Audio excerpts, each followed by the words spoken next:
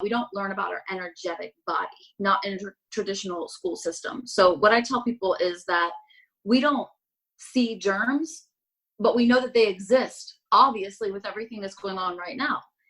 Just because we don't see energy doesn't mean that it doesn't exist. So those are a couple different ways how I think about energy.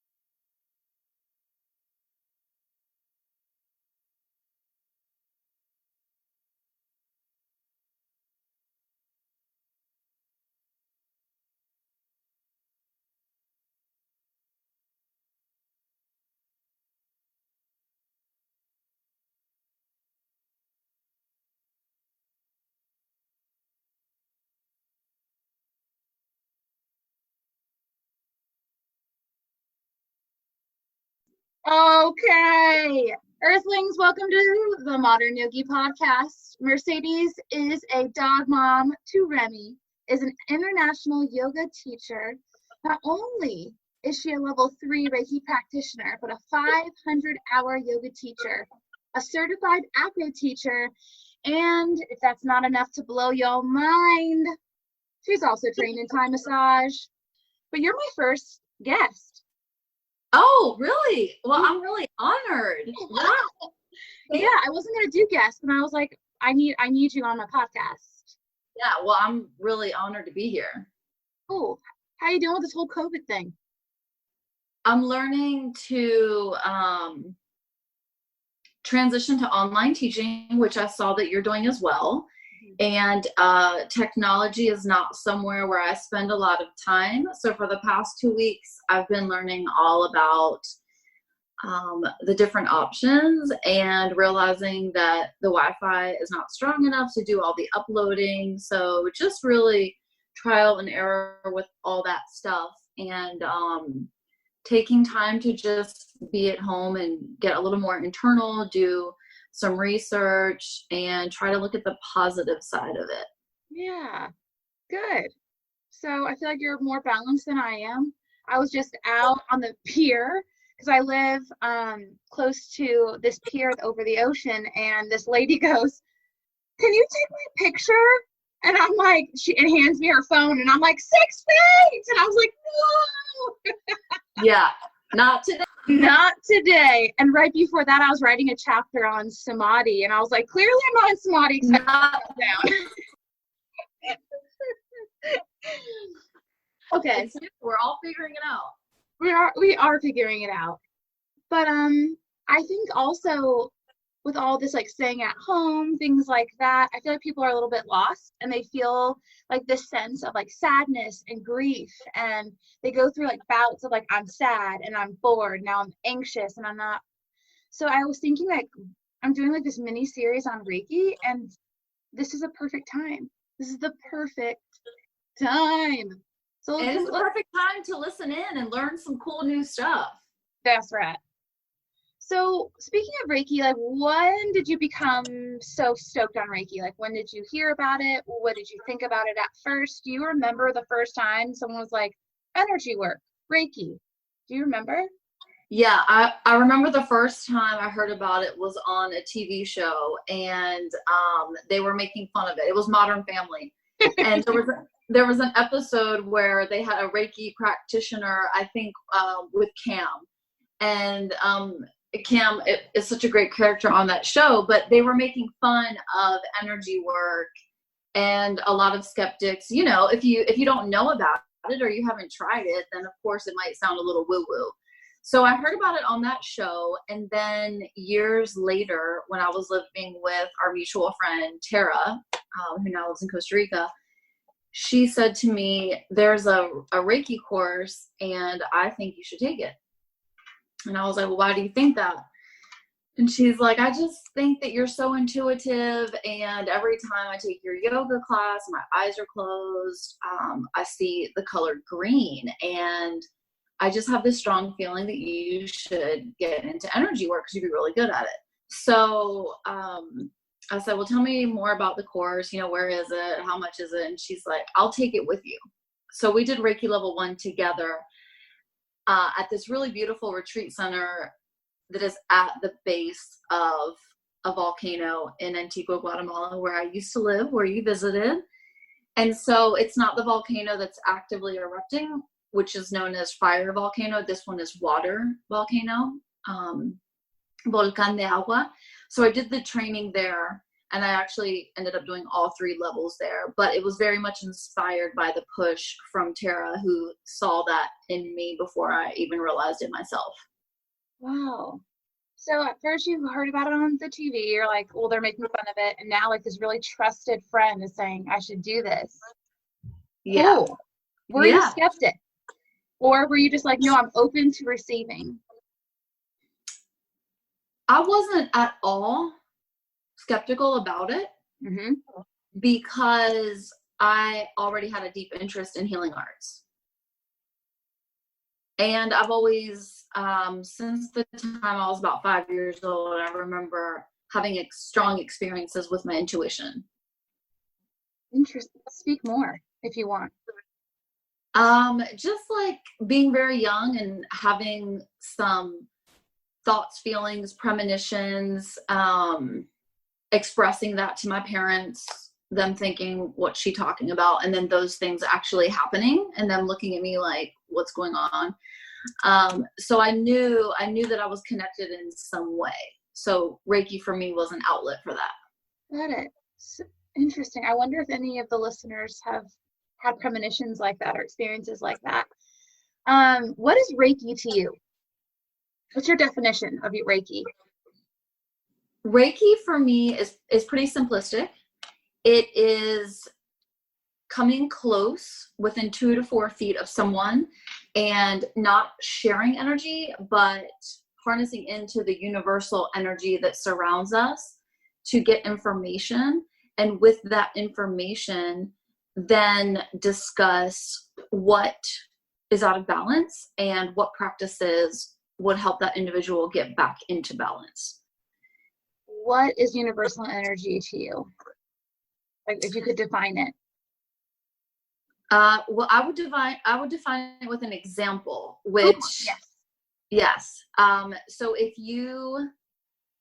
I'll give you a couple different examples. If you walk into a room at a party, for example, you feel an energy, or if you come close to an individual, you feel maybe like you connect with this person right away, or you might have an aversion and there's no real reason why. It's just the way that the energy meshes.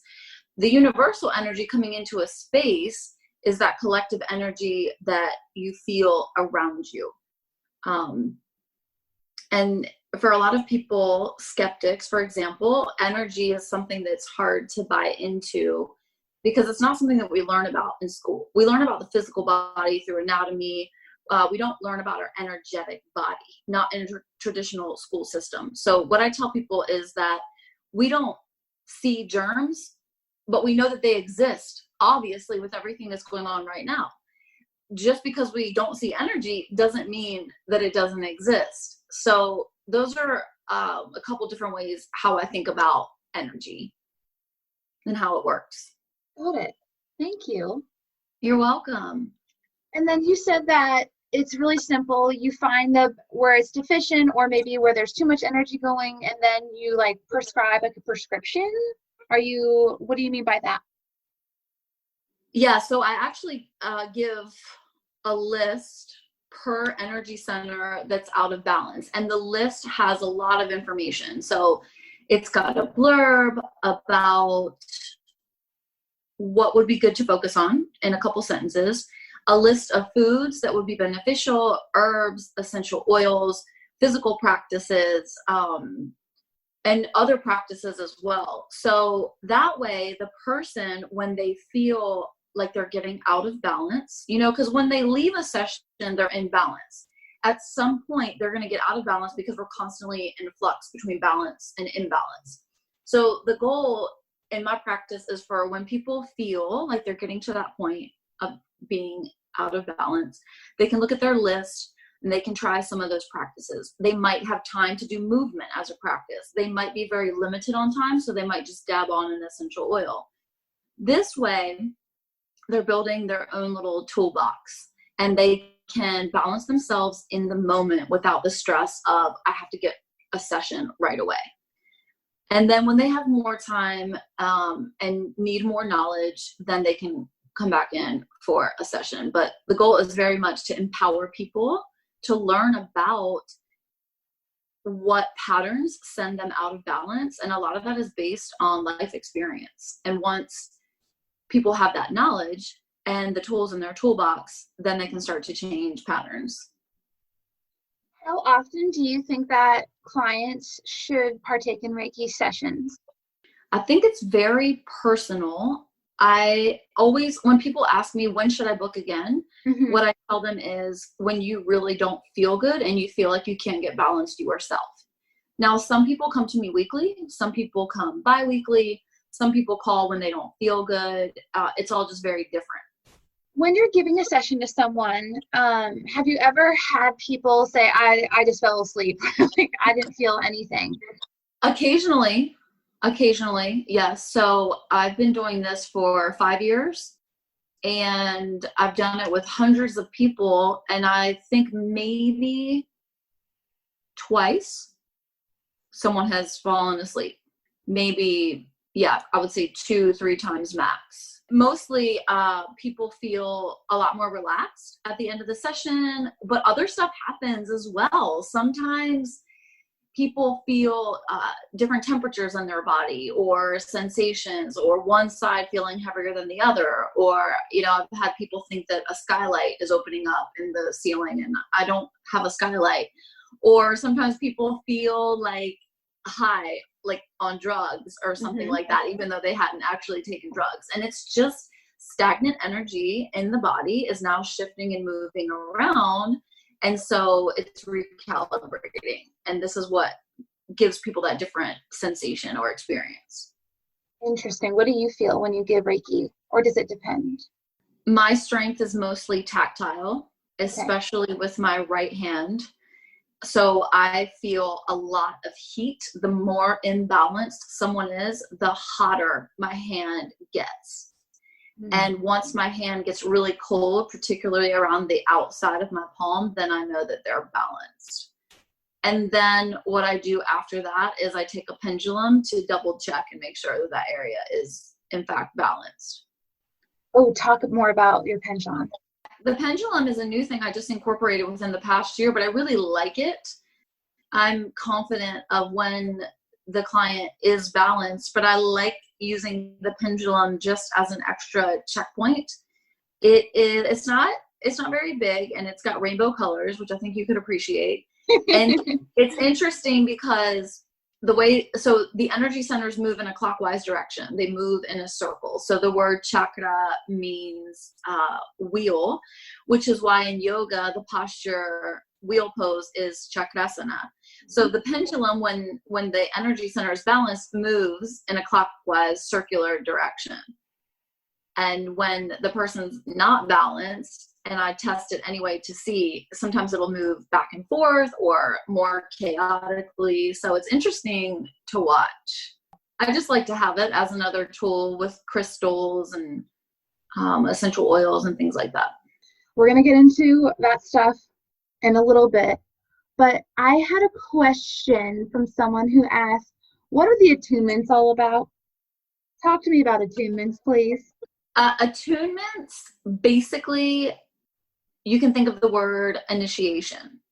So attunements are when you're getting initiated into a different level. So the teacher will attune the student, and the word attunement, I think more initiation. Okay. If that makes sense. So it's a process of reconnecting the individual to spirit, because on a soul level, we are all connected to spirit. What happens is our ego clouds that in our human existence. So the initiation process is reconnecting the individual back to spirit so that you can have more of a connection with your intuition And I have a story about that if it helps for listeners. When I was getting attuned or initiated into level 3, I remember my right arm, which is my most powerful hand when it comes to working with clients. I remember from the elbow to the fingers, my arm moving around really slowly. And I had this really deep feeling that it was the first time I had ever felt my arm. Almost like a child realizing that I even had an arm. And it felt almost like biomechanical. I felt like if someone ripped my flesh open, I would see machinery. And I just couldn't stop just kind of moving like this and looking at my arm. And even though there was discussion happening around me with the other students and the teacher, I was so involved in what was happening with my arm. And I had never in my life felt like I was moving a body part for the very first time. And I remember one of the students saying to the teacher, and this was all in Spanish, of course. She said, what is she doing with her arm? And the teacher said, now that she's been attuned and initiated, now it's different. Now it's never going to be the same. Now there's so much more power in this space. And that became very true for me because my right hand is where I get the most information. Wow. And that's where the heat comes from. You said your right hand. Yeah. Wow. I feel also in my left, but when I really want to go in deep and try to get more detail, it's my right hand is always the strongest. And I had that experience with my right arm, not my left. And when the teacher was asked about it, she wasn't even surprised or fazed. She was like, of course that's happening. She's been initiated. For the third time. Because each level has an attunement, right? Yeah, and there are different things that come into as well, like power symbols. But yeah, to move on to the next level, the teacher is attuning, initiating. It's more of level 2, level 3 process. Got it. I got an attunement in level 1, but my eyes had to be closed. I wasn't allowed to see what was going on. So I just remember it was almost like ceremonial. Like I almost felt like it was this like special ceremony that I was being invited to. But that's all. I wasn't allowed to look around or really know what was going on. So interesting. I didn't feel any hand twitching. I'm like, oh, dang. I guess that's maybe the next one. The teacher standing behind me and doing the attunement above my head. So I couldn't see the process either. And each experience, I think, is very, very personal and dependent on who your teacher is. And my teacher is this wonderful woman that's from Spain, even though I learned through her in Guatemala. Her name is Monica Jimenez, and she's amazing. And I have a lot of respect for her. So I just remember feeling that experience. And it is very ceremonial. It's a very special thing. I mean, you're working with people's souls. It's a big responsibility, not taken lightly at all. Do you think you have to have an attunement to connect with like spirit or the divine or universal energy? Do you think an attunement has to happen to harness that? I personally don't. Because I think for me, in my experience, it's more about intuition. And the more that you work with your intuition, the stronger it gets. So I think when you're working with a client, everything else needs to get put aside and you are giving 200% of your attention to what's going on with that individual. And with your own internal intuition, you're able to make that connection. For me in my practice, I don't actually work very much with the symbols at all. I'm just tuning in, listening, and getting messages from spirit. So when Mercedes is talking about symbols, just so our listeners know, that's a level 2 Reiki gift, I guess you could call it. What would you call the symbols? Tool to use for a practitioner? So the symbols, the way that my teacher told me are, you can use the symbols if you feel like that's going to help be more powerful in the practice. And so the way that the symbols look, obviously the listeners won't be able to see, but I've got a photo to show you what they look like if you haven't seen them already, because I know that you've done level 1, but these come into play with level 2. if any of the listeners want to know what the symbols look like, you can type in Reiki symbols and you'll get all kinds of images on Google. But you draw the symbols with your finger above the client that you're working on. And so the symbols for level 2 are called chokurei, which is the power symbol. And then there's Seiheki, which is mental emotional symbol. And then the distance symbol is a little longer. It's Honsha Zei Shonin. And those can or cannot be used. I think it's really up to the practitioner. And I would say that Chokurei is the most used one, probably, or the one that's mostly talked about even within the training. Okay, why do you think that is? It's easy for practitioners to draw it. And when you're working with it in level 2, you're bringing the energy down of the person. And then when you're working with it in level 3 in combination of the symbol for level 3, then you're drawing on full intensity of the balancing process. Oh, there's so much to learn. There's so much. Yeah. It is simplistic, but if you really want to dive into history and research, there's so much. What is your, well, you sort of talked about the chakras. Do you have a favorite? Yes. Maybe I can guess it? Yes. Yes. I gave her the heart sign. Favorite. I've always had a favorite. It's never changed. It is Anahata, the heart chakra, which is the 4th energy center. The color is green. So it's very interesting that our friend Tara saw green as the color of my aura when she suggested that I get into energy work. It's my favorite energy center because it is the bridge between matter and spirit. So the first 3 chakras have to do with matter, this experience that we're having in this human existence. And then the top 3 are more spiritual. And so the heart bridges those 2. And it's all about love and compassion, which I think is a really beautiful theme for us to embrace as often as we can. Yes.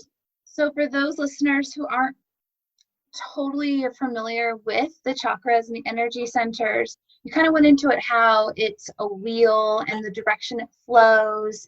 Do you have like a simplistic definition for the chakras? I would say energy centers. Yeah. Energy centers within the body, and those are the 7 main ones. And there are a lot more. I mean, for example, in each palm, you have 35 energy centers. So when you bring your palms together in a clapping motion, you're activating 70 energy centers. I've read that there are 72,000 energy centers in the body, which correlates with the nadis. Mm-hmm. That's, a school of thought. And I'm sure, again, if you look into that, there's going to be so much information. Right now, amidst all of the COVID-19, I've been really drawn to like the root chakra at the base of the spine. I feel like we're in crisis there. I feel like there's a lot of unbalance in this. Am I safe right now? Because each energy center is associated with either this like life that we have on earth and then our spiritual life, the heart being in the middle. But I feel like our root, the lowest of them all, is pretty unstable right now amidst all of this COVID-19 stuff. What are your thoughts on that? Yeah, I agree 100% because the root is all about safety, stability, security, where you come from, your tribe. And it's very unsettling right now, the uncertainty of the future. And I think a lot of people are thinking about that. One thing I want to suggest to the listeners is that because we all, myself included, I had a moment yesterday, we all, like you were saying earlier, get into this space of, okay, everything's okay. And then in another moment, we're freaking out. Like, what's going on? I'm reading too much in the news, this up and down thing. So whenever you get into a moment like that, I would suggest going outside barefoot in nature. And maybe you're contained to your home, but maybe you can walk on a patch of grass or sand if you live at the beach. It doesn't matter the surface, as long as your bare feet are in the earth for at least 15 minutes. that's going to get you grounded again. Eating potatoes or root vegetables is going to get you grounded. If you're into essential oils and you follow the doTERRA brand, you could try Balance. That's going to also help with that emotional instability. So when that anxiety comes up that has to do with issues of the root, then I would think, what are some practices that I can do? And if it's helpful for you, for your readers, I'm happy to send a list of what some of those practices might be as some, bonus material if that seems appropriate. But yeah, physical activity like gardening, again, you're getting connected with the earth, clay, pottery, foods that have high protein like seeds, nuts, tofu, for example, but just really connecting with Mother Earth, grounding. You gave me that blend when I was coming back from my second night of Reiki training, and I was like, I feel like my head's in the clouds, and you made me put it on my feet. You didn't make me. Do you know what is in some of the blend of the doTERRA Balance? Because I don't know what's in that blend. So this is what we have: spruce, Howood, frankincense, blue tansy, blue chamomile, fractionated coconut oil. So frankincense is amazing because that is a natural antidepressant. I didn't know that. If you're starting to feel anxious and getting depressed about thinking about the state of everything that's happening, frankincense is awesome. I add a drop of frankincense every day to my moisturizer and put it directly on my face. Really? Yeah, and if you've got listeners that are into essential oils, I would also recommend copaiba. There have been a lot of studies and research about copaiba being extremely similar to CBD oil. Copaiba is more cost effective. So you can get 250 drops in one bottle. So that'll last you months, whereas one bottle of CBD oil is typically going to last you about a month. So I'm really into copaiba. I also, every morning, I put a drop underneath my tongue for anxiety reducing. What is it exactly, copaiba? Copaiba, it's kind of similar to black pepper. It kind of tastes that way.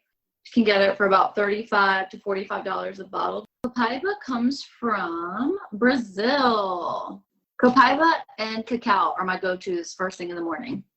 Cacao sounds great. It is amazing. What do you wish everyone knew about Reiki? Like, if you were like, I wish everyone knew this about Reiki, do you know, what would that be to you? I got chills when you asked me that, because what I wish that everyone knew would be what I witnessed everyone experiencing the first time that they try a session. It's connection to yourself and empowerment to understand your own imbalances, your own patterns, your own traumas, and just having that knowledge, that information come up, and then learning tools to work with it. I hear a higher quality of life. Yes, for sure. It's wellness. It's letting go of the way that you typically do things and opening up yourself to new experiences, new practices, a new way of living. Do you think there is a spiritual side of Reiki? Do you think people who are seeking spirituality beyond religion and things like that, do you think that they could get something like that out of a Reiki session or Reiki in general? I do, for sure. In my experience, I've had a lot of spiritual visitors in the form of messengers, guides, angels, ghosts, however you want to classify it. There have been many, many, many times where these energies have been in the room with myself and the client, and those energies have given specific messages. And when I share what those messages are, oftentimes that's when people believe, because there's no way that I could know those messages unless there was another source bringing that in. And that, I think, is the moment where skeptics think, hey, there really is something to this. I don't know this person. She doesn't know my history. How could she possibly know that? Well, there might be an ancestor. There might be a spirit guide. There might be a spirit animal. And that information that comes in is very real and is very powerful. And then it's up to me to share it and to give practices to support that. And then it's up to the client to decide how they want to take that information and empower themselves. That kind of reminds me of what I wanted to cover with you too, because you were like, there's these different energies that were with you. And how do you ever feel bad energy when you do Reiki? I don't ever feel bad energy. The word that comes to mind is awareness. You know, I can say to someone, I'm feeling a male energy here at this point. Do you know who that might be?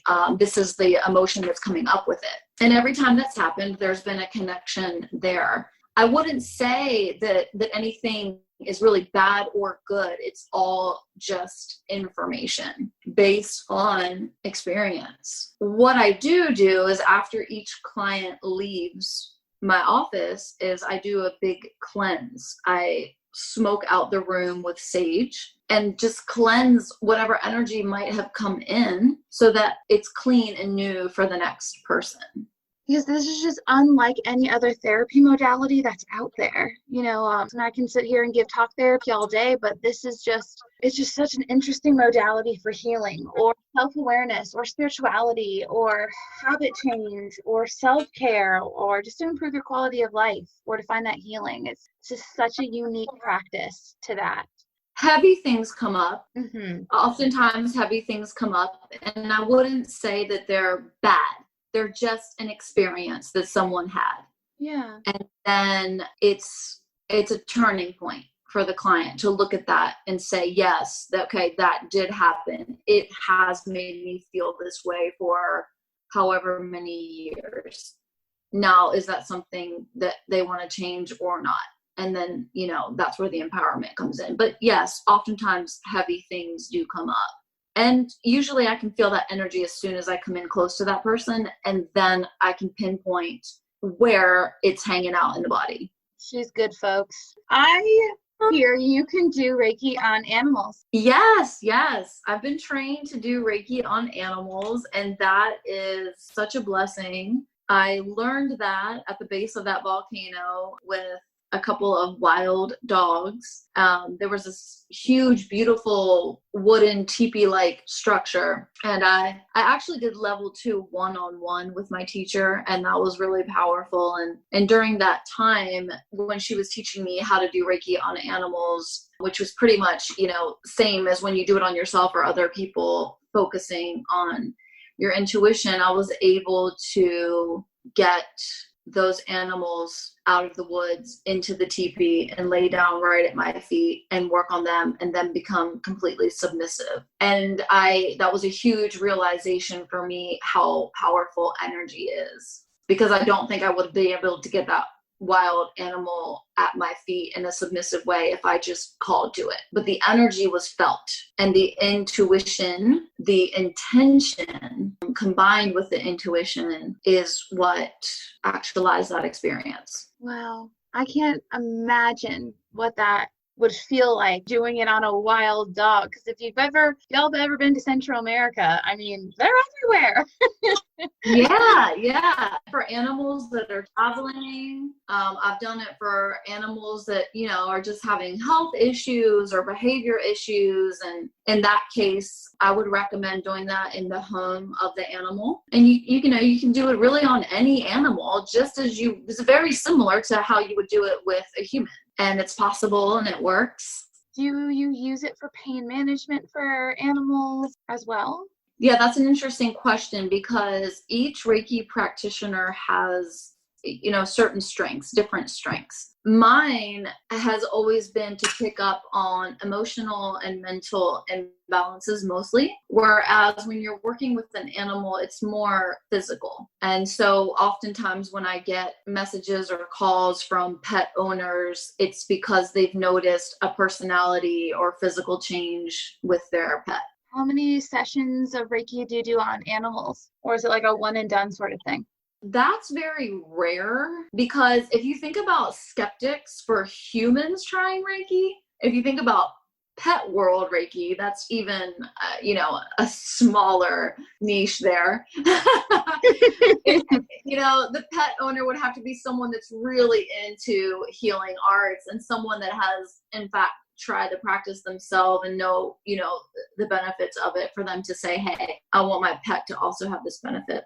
I was wondering, how I feel like sometimes like dog and cat and horse people, they're obsessed with their pets. Yeah, I live in an area that has a lot of horses. So yeah. One of my clients loves it so much when she's receiving it that she practices on her horses. And horses are highly intelligent and intuitive. I had someone ask, why is there a gatekeeper mentality when it comes to Reiki or like other spiritual practices? Like in yoga, you have to do X, Y, and Z, and then you'll reach enlightenment. Another way to look at it, and this is why I don't use the word gatekeeper, and that goes back to the question of, do you have to have this level to do this? And my answer again is no, you're just simply being intuitive. Mm-hmm. I've had spirits come to me before I even ever did Reiki. And I think that there are some people that have had experiences with ghosts that probably don't even know anything about energy healing. And if they got into it, if they wanted to, then that would progress and strengthen even more. Are there any last things that you want to share about Reiki before you have to go pick up your little doggy? I love it. I love it. It has enhanced my life so much. There was a couple weeks ago, I told one of my friends, I said, I'm just getting so busy. I don't think I'm going to take any more clients. And I already had a new client booked and I took her, and there was a lot of trauma. So she was with me for about 2 hours and she left. And I thought to myself, I was wrong. How could I not take new clients? How could I not continue to share this beautiful healing practice where people get to learn about themselves and heal themselves? And it's such a special practice. It changed the way that I look at the world, the way that I look at other people, the way that I look at myself. And crystals. I like using crystals when necessary. They're not necessary all the time. When applied in Reiki, are very helpful based on what the crystal or the stone is, can really help stabilize what you're trying to balance. And then the knowledge of that crystal, that's something somebody might want to buy or have. What is your favorite crystal? As a practitioner, I really like shungite because it helps to transmute negative energy. If I know that I'm going to have a client that's going to be heavy, I will put the shungite right in my bra, just as protection.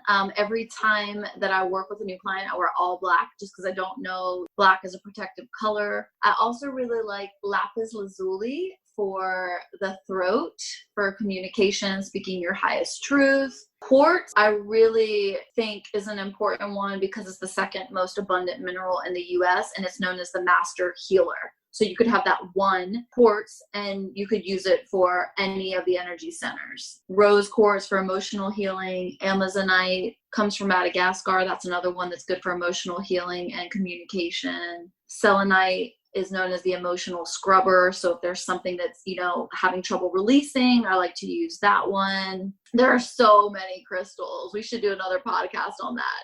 Okay. Deal. Anytime you want. Yes. What is your favorite Reiki resource?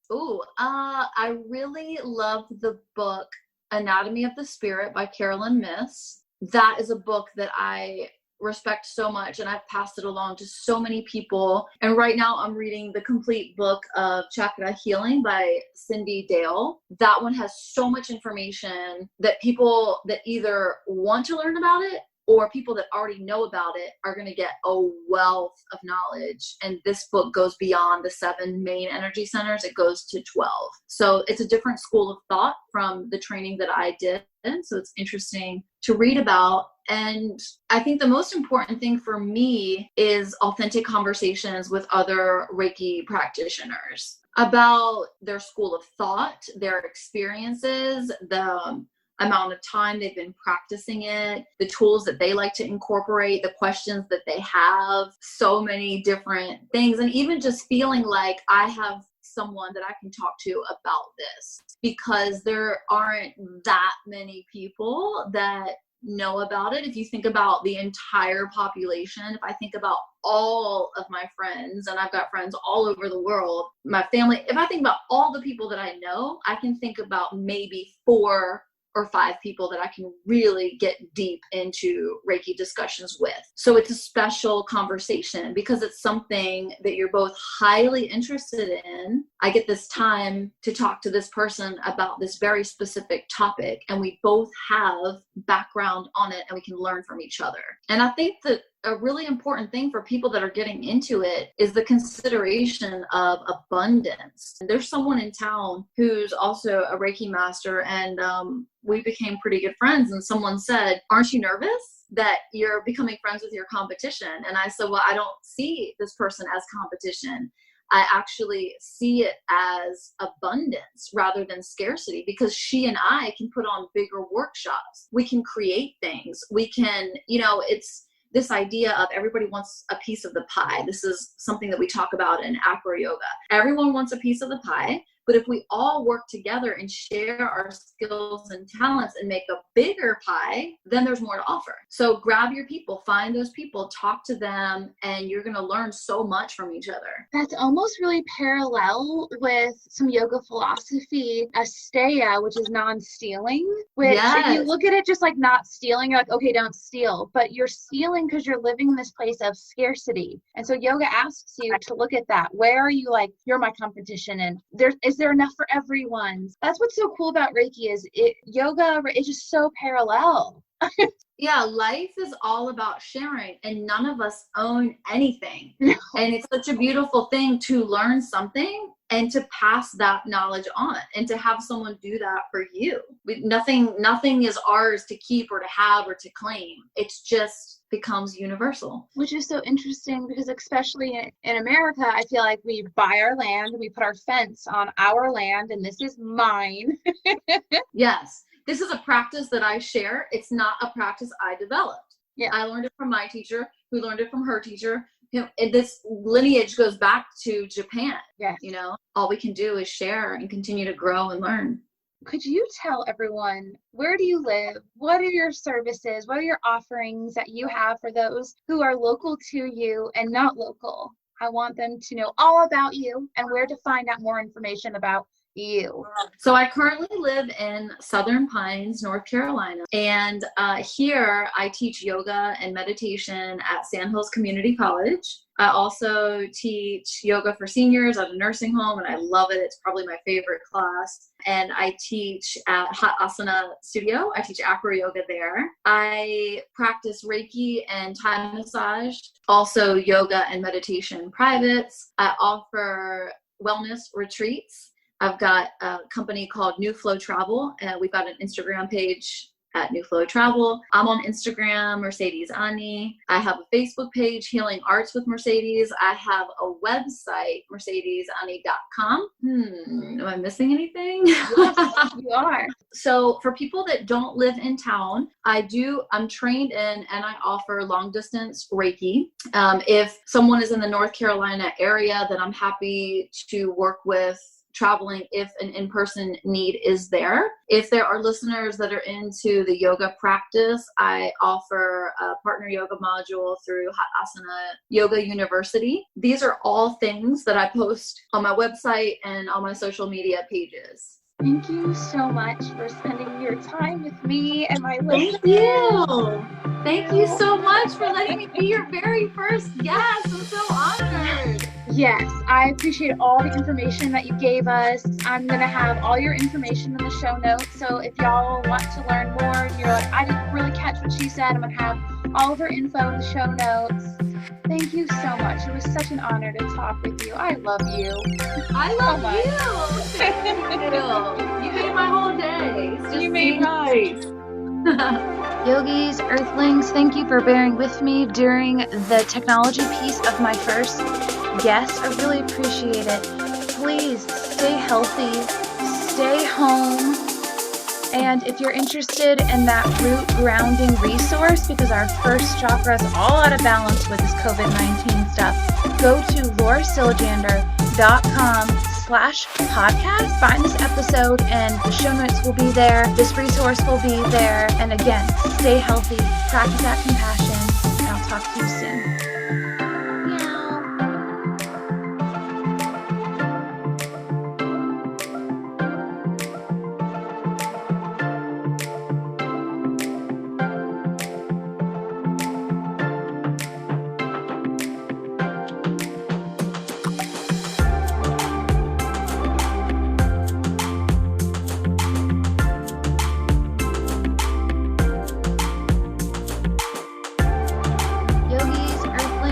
For bearing with me during the technology piece of my first guest. I really appreciate it. Please stay healthy, stay home, and if you're interested in that root grounding resource, because our first chakra is all out of balance with this COVID-19 stuff, go to laurasilliander.com/podcast. Find this episode and the show notes will be there. This resource will be there. And again, stay healthy.